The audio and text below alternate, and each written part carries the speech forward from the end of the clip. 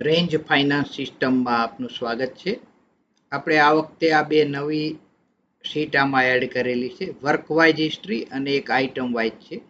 આ item wise અને work wise history આ બંનેમાં એક મેઇન ડિફરન્સ છે કે આ બંને લાઈવ નથી, એટલે કે લાઈવ ડેટા નથી હોતો.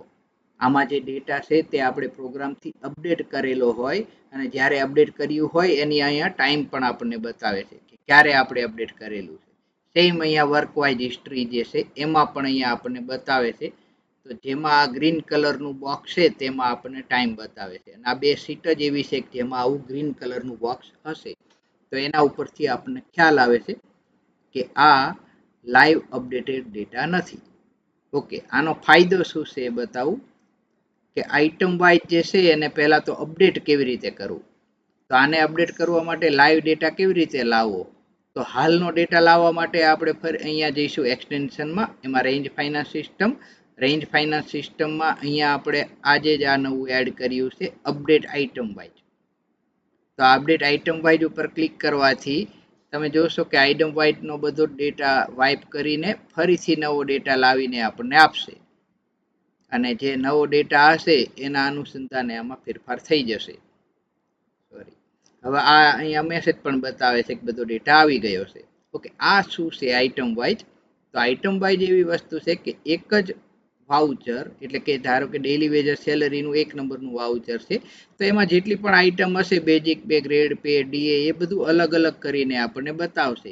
એવી જ રીતે ધારો કે કોઈ ટેન્ડર એન્ટ્રી કે એસ્ટિમેટનું વાઉચર હોય, જેમ કે આ 7 નંબરની ટેન્ડર એન્ટ્રીનું વાઉચર છે, તો આ વાઉચરની અંદર જેટલી જેટલી આપણે કામગીરી લીધેલી છે એ બધી જ કામગીરી આપણને અલગ અલગ કરીને બતાવશે. દરેક કામગીરી, એનો work order number, work date અને ક્યારે ચાલુ થયું, ક્યારે પૂરું થયું, કેટલી ક્વોન્ટિટી છે. પણ એનો સબ ટોટલ નહીં એ આપણને પહેલી એક જ એન્ટ્રીમાં જોવા મળતું હશે. જેમ કે અહીંયા પહેલી એન્ટ્રી છે તો આ 7 નંબરના વાઉચરની ફર્સ્ટ એન્ટ્રી છે એમાં જ જોવા મળે છે. ઓકે, આ અપડેટ કરવાથી અહીંયા નહીં પણ આપણને જોવા મળશે અને વર્ક વાઇઝ હિસ્ટ્રીમાં, જેમાં આપણને ખ્યાલ આવે એવી રીતે ડેટા જોવા મળશે. તો આ વર્ક વાઇઝ હિસ્ટ્રીમાં ઉપર છે વર્ક ડિસ્ક્રિપ્શન, એસઓઆર કોડ, જગ્યા એની, પ્લેસ અને એડવાઇઝ નંબર, સાથે work order date, work start date, work and date, unit SOR, number of unit અને સમ ઓફ એમાઉન્ટ. અને આમાં આપણને ફિલ્ટરની પણ સુવિધા છે. તો આપણે કોઈ એક પર્ટિક્યુલર કામગીરી લઈએ, જેમ કે આ કામગીરી છે, આ કામગીરી ક્યારે ક્યારે થયેલી છે, તો આ કામગીરી જે છે એનો એસઓઆર કોડ કેટલો છે, કયા પ્લોટમાં થયેલી છે અને આ work order number, work start date, and date, કેટલી ક્વોન્ટિટીમાં કામગીરી થયેલી છે, શું ભાવ હતા અને શું ટોટલ ભાવ હતો, એ આપણને અહીંયા જોવા મળે છે. એવી જ રીતે એકને એક કામગીરી ધારો કે એકથી વધારે વાર થયેલી હશે, જેમ કે અહીંયા એકને એક કામગીરી એકને એક પ્લોટમાં એકથી વધારે વાર થયેલી છે, તો જેટલી વાર થયેલી હશે એ બધું સાથે સાથે અહીંયા આપણને જોવા મળશે. એટલે કામગીરી વાઇઝ આપણને જોવું અહીંથી ઈઝી પડે. પછી અહીંથી આપણે ફિલ્ટર પણ કરી શકીએ છીએ કે કોઈ એક જ કામગીરીને આપણે જોવી છે, વર્કિંગ, ધારો કે આ વર્મી કમ્પોસ્ટ પહોંચાડવાની કામગીરી, તો ઉપર જઈએ તો આ એક જ જગ્યાએ થયેલું છે. ડમી ડેટા છે, હજી શરૂઆત છે, તો આમાં વધારે વાઉચર નથી. અને હવે આપણે આ વર્ક ડિસ્ક્રિપ્શન સિલેક્ટ કરી લઈએ તો ફરીથી આપણને બધું જ જોવા મળશે. એસઓઆર કોડમાં મલ્ટિપલ સિલેક્શન આપેલા છે. મલ્ટિપલ સિલેક્શન એટલે કે આપણે એકથી વધારે એસઓઆર કોડના એક સાથે એકથી વધારે કામગીરીને જોવું હોય. ધારો કે આ 3 કામગીરીનો ડેટા જોવો છે, આ 3 કામગીરી, તો એ 3 જ કામગીરીનો કોઈ પણ પ્લોટમાં તો બધી જગ્યાએ આવે છે. હવે ધારો કે પર્ટિક્યુલર એક જ પ્લોટમાં આપણે જોવું છે, જેમ કે આમાં તમે જુઓ તો આ ભુજ 5માં કામગીરી 2 થયેલી છે અલગ અલગ આ 3માંથી. તો આપણે કોઈ એક જ પ્લોટનું જોવું છે સાથે સાથે, તો ભુજ 5 ઉપર પણ ફિલ્ટર કરી દઈએ તો આ 2 જ કામગીરી અને ભુજ 5 નામનો જે પ્લોટ છે તેની અંદર થયેલી કામગીરી ક્યારે ક્યારે થયેલી છે એ બધો ડેટા આપણને બતાવે છે. હવે આપણે આમાં ધારો કે આને હવે એકથી વધારે આવા ઘણા બધા સિલેક્ટ કર્યા હતા, નીચે તરત અપડેટ જતું જશે. હવે જેટલા પણ આપણે પણ આ અપડેટ શેના ઉપર થશે, ફક્ત આ પ્લોટમાં. ધારો કે આ પ્લોટ હું કાઢી નાખું, હાલ પ્લેસ લઈ લઉં, તો બધા જ ડેટા આપણને બતાવે છે. તો જેટલા પણ આમાં સિલેક્શન છે એ બધા આપણને સાથે અહીં બતાવે છે. પણ આ બધા સિલેક્ટ કર્યા પછી ડિસિલેક્ટ પણ કરવા પડે છે, તો એ થોડું અઘરું હોય. એટલા માટે આપણે એવું કરી શકીએ કે અહીંયા કર્સર રાખીને આપણે ડિલીટનું બટન દબાવીએ તો બધો ડેટા ડિલીટ થઈ જશે. અને પછી આપણે આ SOR કોડ સિલેક્ટ કરી લઈએ તો બધો જ ડેટા પાછો આવી જશે. એટલે કે હાલ કોઈ ફિલ્ટર નથી, એવી રીતે ડેટા આવી જશે. એક ખાસ અગત્યની વસ્તુ છે કે જેનું બહુ જ ધ્યાન રાખવાની જરૂર છે. જેમ કે આપણે હવે અહીંયા ક્યાંય પણ સિસ્ટમમાં ક્યાંય પણ આપણે પેસ્ટ કરવાની જરૂર પડી તો ક્યારેય આપણે કંટ્રોલ વી કે પેસ્ટ નહીં આપીએ, પણ પેસ્ટ કરવા માટે આપણે કંટ્રોલ શિફ્ટ વી એવું જ આપીશું. ધારો કે આપણે અહીંયા નીચે નીચે ગયા ને હવે આપણે જોવું છે કે આ કામગીરી ઉપર જ ફિલ્ટર કરવું છે.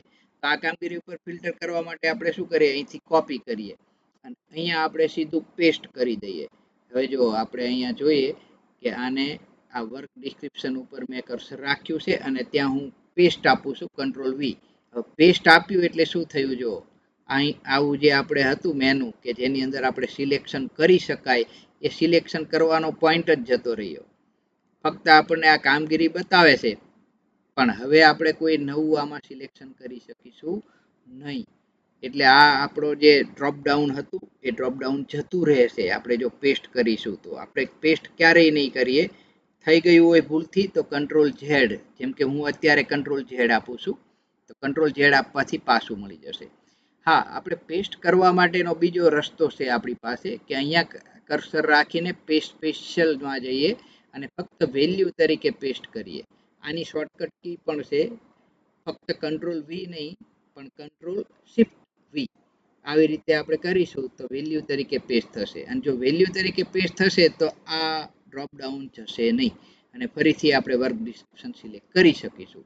તો આપણો ડેટા ખરાબ નહીં થાય, આપણી શીટ ખરાબ નહીં થાય. એવી જ રીતે આની અંદર બીજું એક વસ્તુ છે કે એડવાઇસ નંબર ઉપર પણ આપણે ફિલ્ટર મલ્ટિપલ સિલેક્શન આપેલા છે.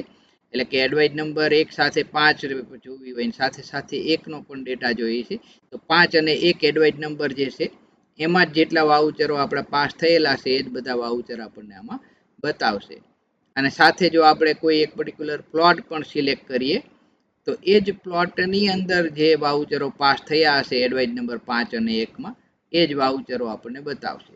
તો આવા મલ્ટિપલ સિલેક્શન એક સાથે થઈ શકે અને દરેક કામગીરી વાઇઝ આપણે જ્યારે પણ જોવું હોય એ પ્લોટ વાઇઝ આપણને આમાં જોવા મળે છે. તો આ વર્ક વાઇઝ હિસ્ટ્રી ખાસ શું ધ્યાન રાખવાનું છે, અપડેટેડ નથી. એટલે કે આપણે લાઈવ અપડેટ નથી, કઈ તારીખે કેટલા ટાઈમે અપડેટ થયેલું છે અહીં દેખાય છે આપણને. તો આ જેમાં પણ ગ્રીન સેલ છે એ લાઈવ નથી. જેમ કે આ એક છે અને બીજું એક છે આઇટમ વાઇઝ, આ બે લાઈવ નથી, બાકી બધું લાઈવ હોય છે આપણી સિસ્ટમમાં. Okay, have a nice day.